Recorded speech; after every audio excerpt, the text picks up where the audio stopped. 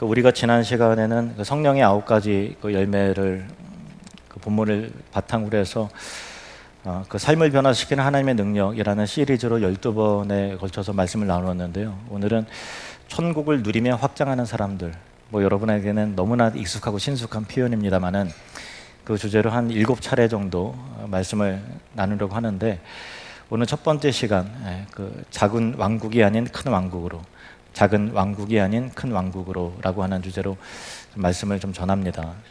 물론 우리 교회에서 오랫동안 신앙생활 하신 분들은 익히 들었던 이야기일 수도 있고, 또 최근에 오신 분들은 처음 듣는 이야기 내용일 수도 있어요. 그래서 제가 7차례를 시리즈 설교한 다음에 이 내용을 바탕으로 새가족 양육 프로그램으로 좀 이제 만들려고 그래요. 물론 지금 좀 더 깊이 있게 다루고 새가족들에게는 조금 좀 쉽게 그렇게 교재를 만들어야 되겠죠. 그런 마음의 생각이 있습니다. 그래서 이 시리즈 설교를 통해서 여러분이 누리민의 정체성, 그리고 이 비전이 교회 공동체의 비전일 뿐만 아니라 여러분의 각자 인생의 삶의 현장에, 일상에서 어떻게 적용되고 또 어떻게 생명력 있게 펼쳐지게 되는지에 대한 중요한 교훈과 통찰과 또 적용점이 되기를 바랍니다. 우리 마음에는 언제나 더 큰 것을 향한, 더 위대한 것을 향한 갈망이 끊임없이 일어나요. 단순히 먹고 자고 일하는 것으로 만족되는 건 아니잖아요. 그죠? 먹고 자고 일하면 그것으로 여러분이 만족히 여기시겠습니까? 그게 아니라는 것을 여러분 본능이 잘 알 겁니다. 성경은 우리 인간이 하나님의 형상대로 창조되었기 때문에 그분의 영광과 나라와 그분의 목적에 맞게끔 살도록 지음받았다고 말하고 있어요. 그러므로 사람은 누구나 자기보다 더 위대하고 더 크고 더 영원하고 더 의미 있고 더 가치 있는 일을 이루고 그것에 소속되기를, 속하기를 원하는 그 내적 갈망이 우리에게 있습니다. 이것을 초월의 갈망, 초월적인 갈망이라고 합니다. 초월의 갈망. 전도서 3장은 이렇게 말합니다. 하나님이 모든 것을 지으시되 때를 따라 아름답게 하셨고 또 사람들에게는 영원을 사모하는 마음을 주셨느니라. 초월을, 영원을, 가치 있는 것을 사모하는 마음을 주셨다. 이것이 그 모든 피조물 가운데 인간과 다른 짐승, 여타 짐승들과의 차이점이죠. 개나 돼지나 또 우리 여러분의 집안에 있는 반려동물이 있다고 하더라도 먹여주고 재워주고 하면은 그걸로 만족하지, 더 영원한 것을 사모하고 더 가치 있게 살길 원하고 하는 초월의 갈망이 짐승에는 없잖아요. 근데 우리 인간에게는 그 초월의 갈망이, 영원을 사모하는 마음이 있는 거죠. 이것은 우리가 단순히 물질적이고 육체적인 존재가 아니라 영적 존재라는 것을 의미하는 것입니다. 그래서 사람들은 그 갈망을 채우려고 애를 쓰죠. 왜냐하면 그 목마름이 있기 때문에 채우려고 애를 쓰는데, 17세기 프랑스 수학자이자 철학자인 블레즈 파스칼은 이렇게 말했어요. 인간의 마음속에 있는 이 갈망, 공허함을 하나님의 빈 공간, 하나님의 빈 공간, 하나님의 구멍, 하나님의 빈자리, 이렇게 불렀습니다. 이 빈 공간은 가장 큰 것만이 채울 수 있는 거예요. 그러니까 하나님만이 채울 수 있는데, 사람들이 이 영적 공허함을 메우기 위해서 끊임없이 공허하니까, 목마르니까 다른 것으로, 눈에 보이는 것으로 뭔가 성취하려고 이제 채우려고 한다고 지적을 했습니다. 어떤 사람은 높은 곳에 오르고 정복하는 것에 희열과 가치를 찾고, 어떤 사람은 학문의 결실과 더 깊이 있고 발견하고 하는 걸 통해서, 또 어떤 사람은 명예를 추구하면서 희열을 느끼고, 어떤 사람은 재물을 모아서 안정된 삶을 구축하려고 하고, 또 자녀의 성공이나 또 사랑의 관계 속에서 대리 만족을 추구하기도 합니다. 그런데 처음에 이런 것들이 우리의 갈망을 채워주는 것처럼 보이죠. 그래서 새로운 성취 때마다 일시적인 만족감과 그 뿌듯함을 갖긴 합니다. 그리고 한 걸음씩 내가 원했던 목표 지점에 도달할 때마다 성취감을 느끼죠. 희열을 느낍니다. 하지만 결국은 허무와 한계에 부딪히고 말지요.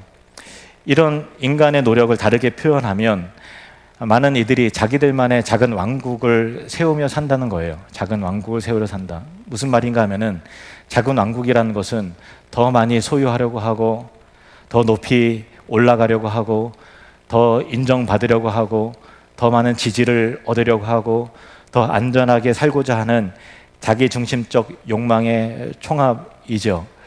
그 욕망의 근원이 잘못된 것이라 할 수 없지만 그 방법과 결과가 항상 실패와 허무로 끝난다는 것이 문제라는 것입니다. 작은 왕국은 결코 영원히 채워지지 않아요. 재물이 쌓일수록 뭔가 이룬 것 같지만 불안하고 더 많은 것을 소유해야 될 것 같고 더 많은 것을 얻어야 될 것 같고 채워지지 않는 거죠. 명예를 얻을수록 허무함이 밀려옵니다. 내가 어떤 지위에 오르고 명예가 오른 것 같지만 그 끝이 추락이 항상 있잖아요. 우리가 역대 대통령들을 보고 어떤 고위 관료들을 보면 항상 승수하는 장구하는 것 같고 그렇지만 결국 그 끝이 이 사람이 결국 이렇게 됐구나 하는 것을 우리는 많은 것들을 보게 되는 것입니다. 마치 바닷물로 목마름을 해결하는 것과 같죠. 마실수록 더 갈증이 나는 것입니다. 그렇다면 이 문제에 대한 해결책, 해답은 과연 무엇인가? 오늘 성경 본문은 우리에게 이렇게 말합니다. 지극히 높으신 이의 성도들이 나라를 얻으리니 그 누림이 영원하고 영원하고 영원하리라. 그 누림이 영원하고 영원하고 영원하리라. 우리가 붙들어야 할 진짜 왕국은 우리 손으로 만든 우리 욕망의 작은 왕국이 아니라 하나님의 위대한 또 영원한 나라, 하나님의 왕국이라는 것입니다. 오늘 말씀을 통해서 그 나라, 그 왕국의 백성으로 어떻게 살아가야 되는지, 무엇을 붙들고 무엇을 추구해야 되는지를 우리가 함께 살펴보길 원합니다. 다니엘 7장은 그 배경이 우리가 읽은 본문은 영광스럽지만 그 앞에 있는 배경은 좀 뭔가 무시무시한 장면이 나와요. 네 마리 큰 짐승의 환상으로 시작되는데 큰 짐승 넷이 바다에서 나왔는데 그 모양이 각각 다르더라. 네 짐승은 각각 바벨론 제국, 또 메데 바사는 페르시아입니다. 그리고 헬라 제국과 로마 제국을 각각 상징하는 예언의 의미가 있습니다. 당시 유대인들은 나라가 망해서 바벨론 포로로 끌려와서 그 제국의 압제 가운데 살았습니다. 성전은 무너지고 하나님 나라와 동일시했던 자기의 나라는 사라졌습니다. 그리고 다윗의 왕조는 끊겼습니다. 그러면 하나님 나라는 과연 어디 있는가라고 하는 그 딜레마, 그들의 내적 고통이 그들에게 질문이 있었던 것입니다. 그 절망이 백성들을 삼켰던 거예요. 하나님 나라는 영원할 줄 알았는데 망한 거예요. 다윗의 왕조는 끊겼어요. 우리는 다 노예로 포로로 잡혀왔습니다. 그래서 이 다니엘의 환상 가운데 연이어 일어나는 짐승들은, 내 제국들은 무섭고 폭력적이었고 압도적이었습니다. 그러나 그 환상의 절정에서 완전히 새롭고 다른 장면이 펼쳐집니다.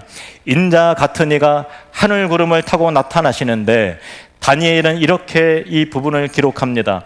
내가 또 밤 환상 중에 보니 인자 같은 이가 하늘 구름을 타고 와서 옛적부터 항상 계신 이에게 나아가 그 앞으로 인도되매 그에게 권세와 영광과 나라를 주고 모든 백성과 나라들과 다른 언어를 말하는 모든 자들이 그를 섬기게 하였으니 그의 권세는 소멸되지 아니하는 영원한 권세요 그의 나라는 멸망하지 아니할 것이라. 다니엘서에서 빈번하는 이 인자라고 하는 단어는 그냥 단순히 사람의 아들이라는 단어적인 의미는 그렇습니다만 사람 인자와 아들 자자 인자예요. 그렇지만은 이 인자는 하늘에서부터 오셨어요. 그래서 하나님의 권세를 가지시면서도 인자, 인간의 모습으로 오신 메시아, 즉 예수 그리스도를 의미하는 것입니다. 짐승들이 땅, 즉 바다에서 올라왔지만 인자는 하늘에서 오십니다.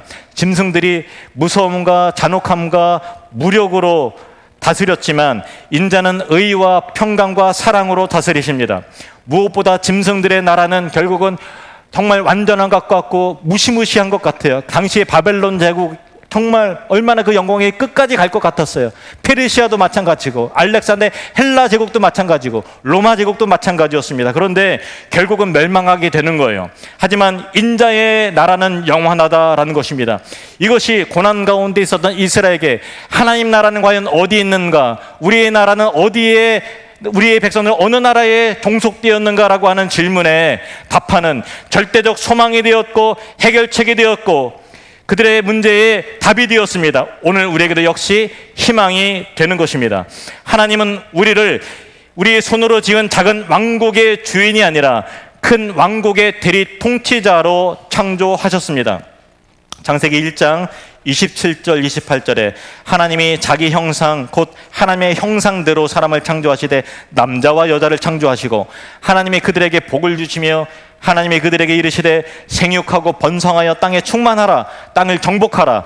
바다의 물고기와 하늘의 새와 땅에 움직이는 모든 생물을 다스리라 하시니라 말씀하셨어요. 여기서 하나님의 형상이라는 것은 하나님의 어떤 외적인 외모를 말하는 것이 아니라 하나님의 성품, 인격과 그분의 목적을 반영하는 존재로 창조되었다는 의미입니다. 하나님께서 사랑과 공의로 이 세상을, 우주를 다스리듯이 인간도 하나님의 사랑과 의로움으로 세상을 다스리도록 부름을 받았던 거예요. 이것이 우리의 존재의 목적이고 근본적인 사명이었습니다. 창세기 2장은 이를 더욱 구체적으로 보여주는데 하나님께서 아담을 에덴 동산에서 두셔서 그것을 다스리며 지키게 하셨습니다. 여기서 다스린다라고 하는 것은 섬긴다라는 의미가 있고 지킨다라고 하는 것은 보호한다라는 의미도 있습니다. 즉 인간은 정복자가 아니라 청지기로서, 대리자로서 하나님의 뜻에 맞게 하나님의 성품과 사랑과 의로서 하나님의 뜻의 질서에 맞게 이 창조 세계를 섬기고 보호하고 책임지는 사명을 받았던 것입니다. 뿐만 아니라 하나님께서 아담에게 동물들의 각 짐승들의 이름을 지어주는 권한과 책임을 주셨는데 그것은 인간이 창조 세계에 대한 이해와 분류, 어떤 이름을 짓는다는 것은 그 대상에 대한 명확한 이해와 존재의 의미를 알아야만 이름을 짓는 거죠. 그냥 가나다라 마바사 이렇게 짓는 게 아니잖아요. 그거에 대해 철저한 규명과 학문적 이해와 분류 체계가 있어야만 이름을 짓는 거잖아요. 즉 학문적 탐구의 사명도 받았음을 보여주는 것입니다. 그래서 인간은 하나님의 창조를 연구하고 발전시키고 발견해서 하나님의 영광을 드러내는 사명을 받은 것입니다. 하지만 이 아름답고 영광스러운 계획에 균열이 생겼습니다. 우리는 이 사명을 잃어버린 거예요. 아담과 하와가 뱀의 유혹을 받아서 하나님의 통치를 벗어나라고 했을 때 사실 그들은 하나님의 영광스럽고 위대한 나라에서 벗어나서 내 손으로 내 욕망을 위한 작은 왕국을 세우기로 선택한 겁니다. 창세기 3장 5절에 너희가 그것을 먹는 날에는 너희 눈이 밝아져 하나님과 같이 되어서 내가 하나님처럼 되어야 되겠다. 하나님과 같이 되어서 선악을 알 줄을 하나님이 아심이라 그러니 먹어라. 그래서 그를 먹은 거예요. 뱀의 유혹은 결국 하나님 없이도 스스로 왕이 되려는 교만의 발로였습니다. 그 결과 인류는 허무와 고통 속에서 각자의 자기 자신의 작은 욕망의 왕국을 세우면서 살아가게 되었습니다. 모든 사람이 그런 거예요.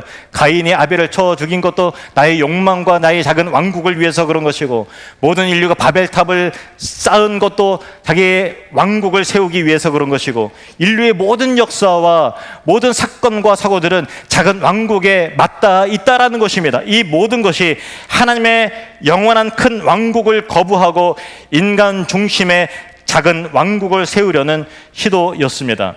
이 절망과 이 작은 왕국의 비참함을 깨뜨리시고 다시 회복시키시기 위해서 오신 분이 인자이신 바로 예수 그리스도이십니다. 예수님은 이 땅에 하나님의 나라를 가져오셨고 우리에게 이렇게 말씀하셨습니다. 함께 읽겠습니다. 그런즉 너희는 먼저 그의 나라와 그의 의를 구하라. 그리하면 이 모든 것을 너희에게 더하시리라. 너희는 먼저 그의 나라와 그의 의를 구하라. 그러면 이 모든 것을 너희에게 더하시리라. 여기서 먼저라고 하는 단어는 시간적으로서도 중요성으로도 첫 번째를 의미하는 거예요. 그래서 먼저 그의 나라와 그의 의를 구하라는 것은 우리의 삶의 가치관과 우선순위와 중요성 삶 전체를 바꾸라는 명령이에요. 즉 작은 왕국을 허물고 그 자리에 새로운 큰 왕국을, 하나님의 왕국을 세우라는 명령인 것입니다.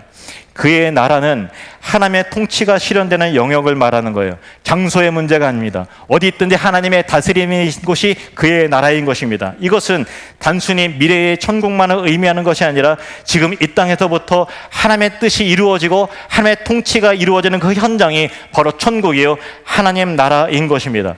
그의 의라는 것은 하나님의 성품과에 맞는 올바른 관계 속에서 새로운 질서를 정립해 나가라는 의미입니다. 하나님과의 올바른 관계가 정립되길, 그리고 이웃과의 올바른 관계가 정립되어야 되고 피조 세계와의 올바른 관계가 정립되는 것이 그의 의를 구하는 삶입니다. 그래서 예수를 믿는다는 것은 단순히 종교적 신념을 갖는 것이 아니라 새로운 가치관의 변화, 인생의 전환점, 새로운 터닝 포인트, 새로운 생명, 새로운 시민권을 얻는 것입니다. 바울은 이를 명확히 말합니다. 그러나 우리의 시민권은 하늘에 있는지라. 땅에 짐승들이 통치하는 그 나라에 발딛고 살다 할지라도 우리의 소속은 하늘에 있다라는 것입니다. 거기로부터 구원하는 자 곧 주 예수 그리스도를 기다리노니 우리는 더 이상 이 세상의 욕망의 작은 왕국에 매어 사는 신분에 있는 자들이 아니라 크고 영원한 왕국인 하나님 나라의 백성으로 살아가는 자들입니다. 이것이 예수 믿는 자들입니다. 이것이 복음이 우리에게 주는 회복의 능력입니다. 복음은 단순히 죄 용서하는 것이나 천국의 입장것을 발부하는 것이 아니라 예수 그리스도의 복음은 우리의 정체성, 우리의 방향성, 우리의 안에 있는 내적 모든 것들을 체계를 완전히 뒤바꿔 놓는 혁명과 같은 정체성 자체를 회복시키시고 바꾸시는 위대한 능력인 것입니다. 우리는 다시 하나님의 형상으로 지음받아 그 말씀에 따라 뜻에 따라 살아가는 존재가 되었고 하나님의 나라를 이 땅에서 누리며 확장해가는 사명을 회복한 것입니다.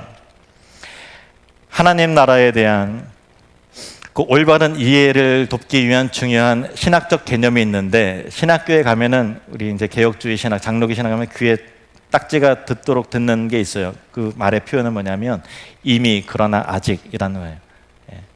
이미 그러나 아직. 한번 따라해 볼까요? 이미 그러나 아직.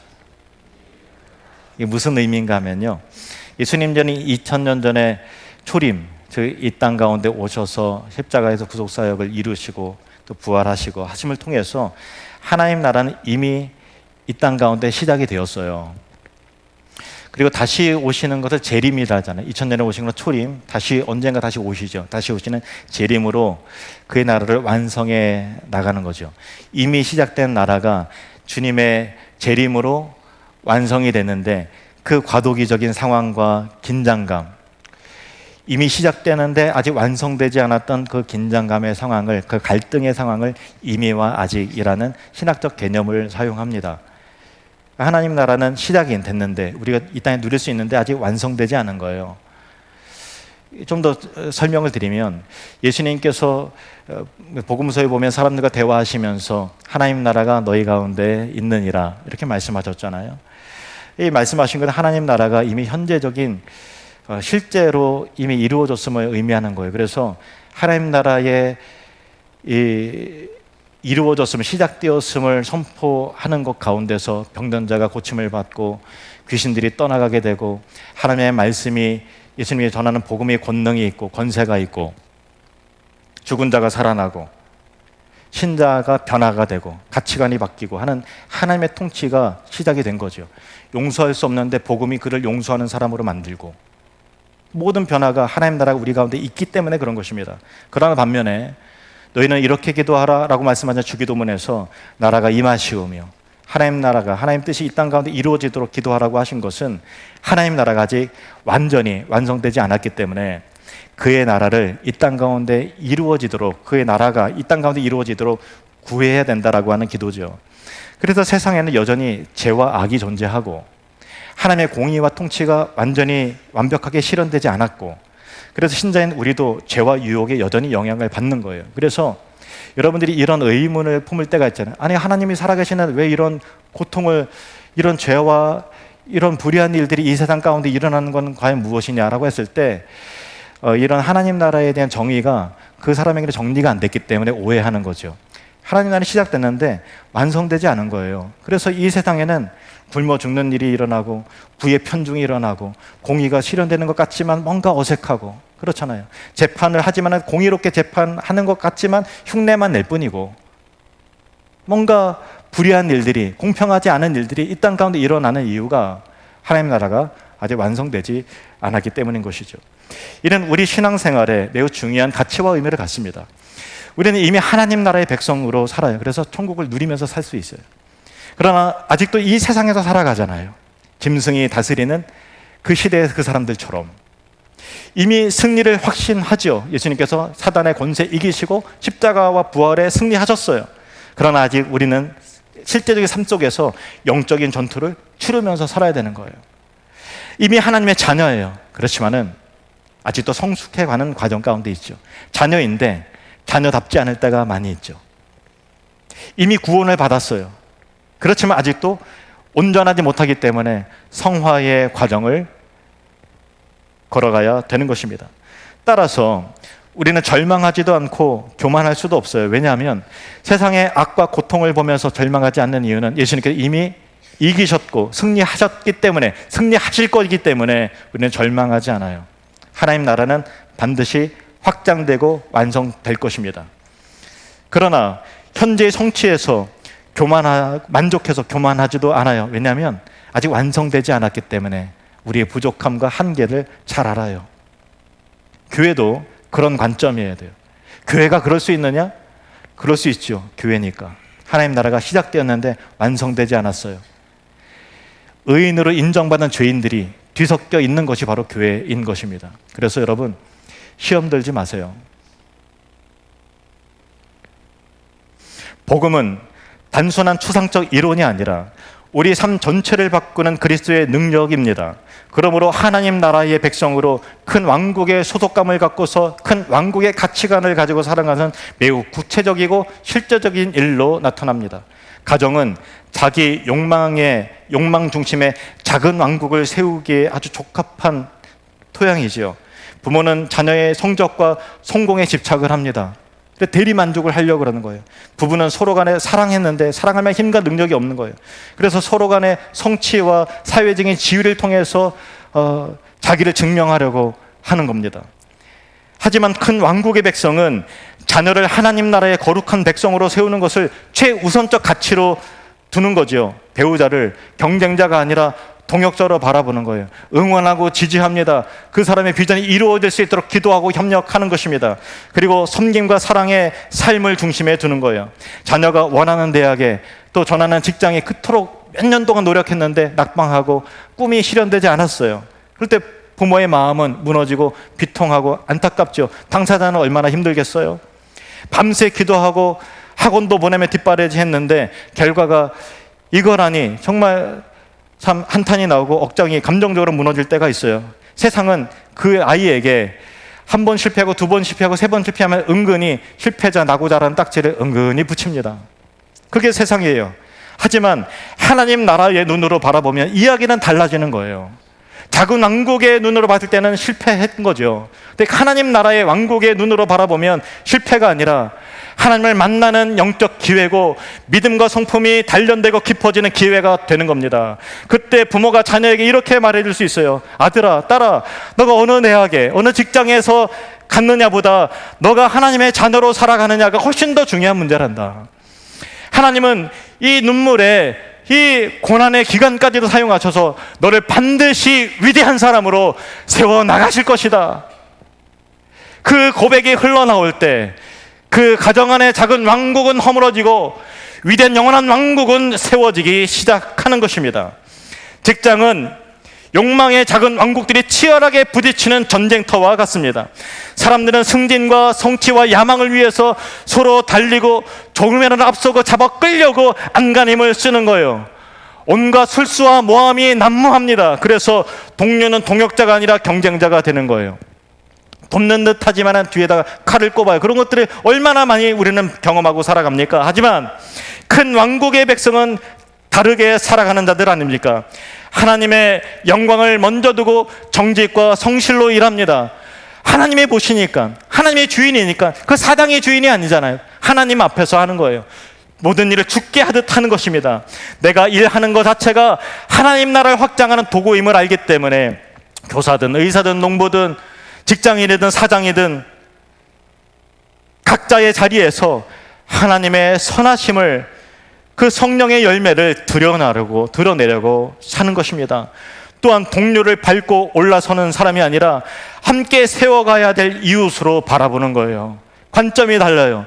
동료가 실수하고 뭔가 모험을 받고 비난받는 그 순간에 기회를 이용해서 자기 이름을 드러내려고 하지 않고 오히려 그를 격려하고 돕고 함께 책임을 지는 사람이 큰 왕국의 사람인 것입니다.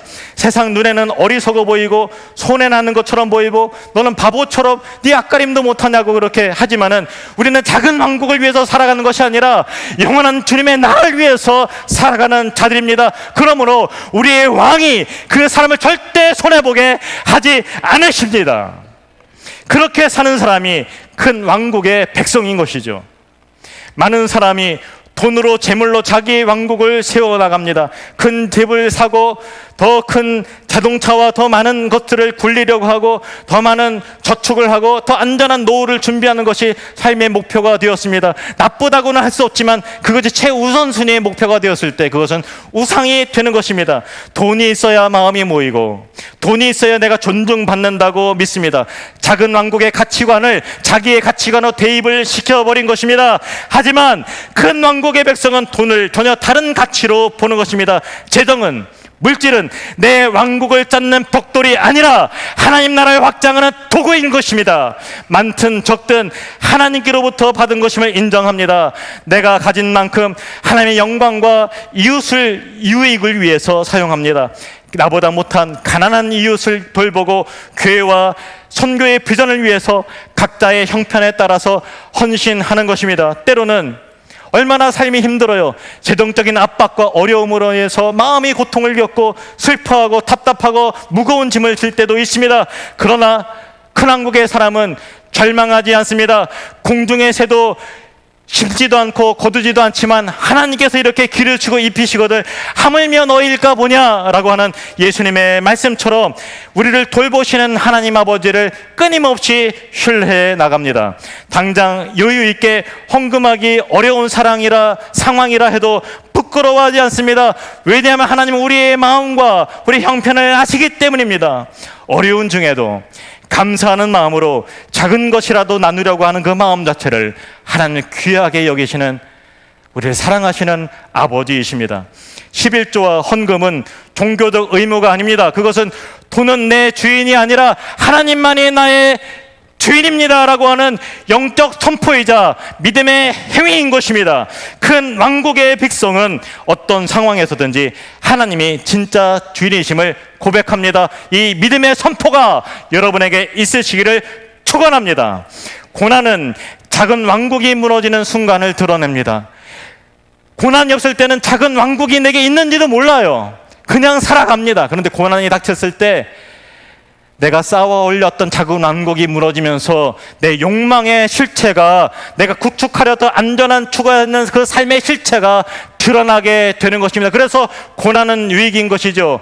건강이 무너집니다. 직장을 잃습니다. 관계의 고통을 겪습니다. 그럴 때 내가 붙들고 있었던 왕국이 얼마나 연약하고 얼마나 그 끝이 허무한가를 드러내는 것입니다. 그러나 그때 큰 왕국의 가치를 바라보면서 복음으로 변화된 사람은, 큰 왕국의 백성은 고난 가운데도 흔들리지 않습니다. 우리의 왕 예수 그리스도께서 이미 십자가에서 죽음을 이기셨기 때문입니다. 그래서 고난 속에서도 감사할 수 있습니다. 우리는 큰 왕국에, 흔들리지 않은 영원한 왕국에 속한 천국의 시민들입니다. 눈앞에 보이는 상황 때문이 아니라 하나님의 선하신 뜻을 신뢰하며 나아갑니다. 그래서 로마서 8장 말씀처럼 우리가 알거니와 하나님을 사랑하는 자 곧 그 뜻대로, 그의 뜻대로 부르심을 입은 자들에게는, 하나님의 백성들에게는, 큰 왕국의 사람들에게는 모든 것이 합력하여 선을 이루느니라. 하나님 나라의 백성에게는 고난은 작은 왕국의 껍질이 부서지고 큰 왕국을 세워나가는 절대적 기회인 것입니다. 그리고 그 고난이 여러분의 영혼과 여러분의 존재를 흔들지 못합니다. 감정은 흔들릴 수 있어요. 사람이니까. 저도 그렇고. 감정은 속상하고 하나님이 없는 것 같고 낙심할 수 있어요. 그런데 큰 왕국의 시민을 성령께서 여러분의 영혼을 붙잡고 계시고 요당함이 없도록 지켜내십니다. 하나님 나라가 완성될 때까지. 우리는 작은 왕국을 위해서 지음받지 않았어요. 여러분은 작은 왕국을 위해서 지음받지 않았어요. 여러분의 욕망의 왕국을 구축하고 안전한 삶을 세우라고 재물을 허락하신 것도 아니고 건강 허락하신 것도 아니에요. 우리의 정체성은 다니엘 7장 18절 약속에 있습니다. 함께 했습니다. 지극히 높으신 이의 성도들이 나라를 얻으리니 그 누림이 영원하고 영원하고 영원하리라. 지금 시작된 하나님 나라 영원토록 누리시기를 주님의 이름으로 축원합니다. 세상의 왕국은 무너져요. 바벨론 제국도 영원할 것 같았어요. 얼마나 무시무시하고 압도적이었어요. 그런데 결국 무너져요. 메데 바사, 페르시아 대국도 얼마나 압도적이었는지 몰라요. 그런데 결국 무너졌어요. 헬라의 알렉산더 대왕이 얼마나 많은 나라들을 전 세계를 통치하고 다스렸어요. 그런데 무너져요. 로마도 마찬가지고. 수많은 강대국들이 역사 속으로 왔다가 사라집니다. 영원할 것 같았지만 영원한 것은 없어요. 지금의 강대국들도 언젠가는 꺾일 것이고 사라질 것입니다. 하지만 하나님의 나라는 결단코 무너지지 않습니다. 2000년이 지난 지금도 여전히 확장되고 있어요. 그래서 우리가 이 나라와 내 형편을 보면은 복음이 꺾인 것 같고 그의 나라가 위축된 것 같지만 아니에요. 브라질이든 남미든 아프리카든 이 중동의 여러 이슬람 국가에서 복음의 역사가 얼마나 뜨겁게 타오르는지 하나님의 나라가 왕성하게 확장되고 있어요. 필리핀 김종준 선교사의 사역을 한번 봐보세요. 그냥 사람도 없는데 건물 세워나가고 사람도 없는데 세워나가는 게 아니라 사람이 있으니까 그렇게 확장해 나가는 거 아니에요. 복음은 확장이 된 것입니다. 이 우리의 사명이고 복음의 생명인 것이죠. 우리는 큰 왕국의 시민권을 얻은 사람입니다. 그래서 작은 왕국이 때로는 깨어지는 것 같고 내려놓게 되어도 우리는 두려워하지 않아요. 큰 왕국의 사람들이기 때문인 것입니다. 우리는 이미 모든 것을 가진 그리스도 우리 주 왕의 자녀들인 것이고 우리는 그의 권세 있는 권세를 받은 사람들인 것입니다. 우리의 삶의 자리에서, 가정에서, 직장에서, 여러분 재정적인 상황과 고난 속에서도 하나님의 그 위대하고 영원한 큰 왕국을 먼저 구하며 누리며 살아가는 주의 성도들이 되시기를 주님의 이름으로 축원합니다.